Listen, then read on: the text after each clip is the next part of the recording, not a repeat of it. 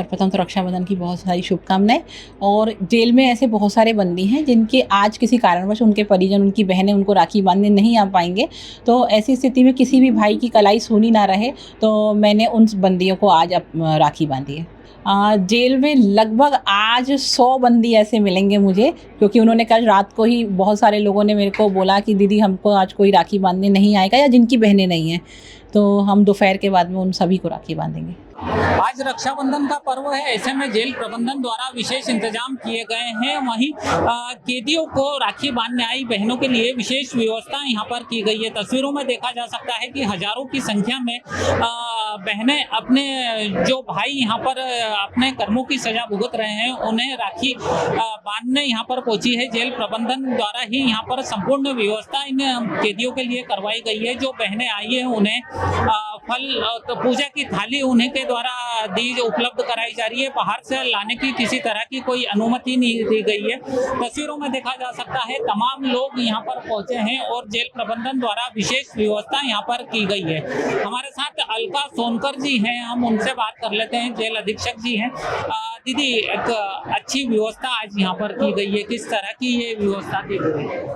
आज रक्षाबंधन के उपलक्ष्य पर चूंकि हमें पूर्व से ही शासन से स्वीकृति मिल गई थी, तो हम लोगों ने बहुत बढ़िया तैयारी करी है। हमें पुलिस प्रशासन का भी और एडमिनिस्ट्रेशन का भी बहुत अच्छा सहयोग प्राप्त हुआ है। और आज जेल में जितनी भी महिलाएं अपने भाइयों को यहाँ राखी बांधने आना चाह रही है, सभी को हम लोगों ने अपने जेल की तरफ से जो है पूजा की थाली उपलब्ध कराई है। इसके अतिरिक्त शुद्ध बनी हुई मिठाइयाँ जो कि जेल में बनी है, ऐसी मिठाइयाँ हमारे कैंटीन में उपलब्ध है। जो बहनें लेना चाह रही हैं वो उसको लेकर के आ रही हैं। कितनी बहनें पहुंच चुकी हैं अब तक और ये कब तक सिलसिला चल रहा है? अभी लगभग हम लोग 500 महिलाओं को, बहनों को राखी बंधवा के बाहर भेज चुके हैं। और ये सिलसिला जिस हिसाब से हम बाहर भीड़ को देख पा रहे हैं, लगभग 3 से 4 बजेंगे।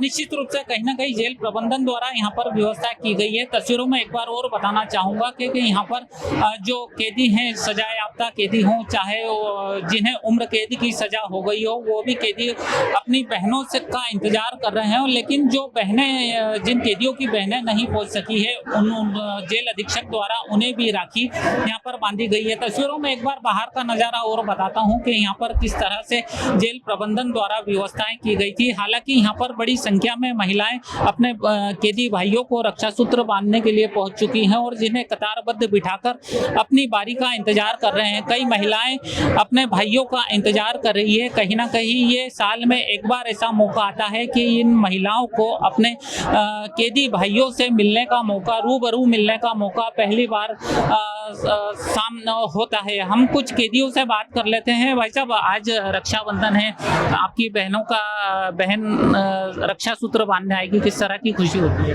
मन में बहुत उत्सव होता है भैया।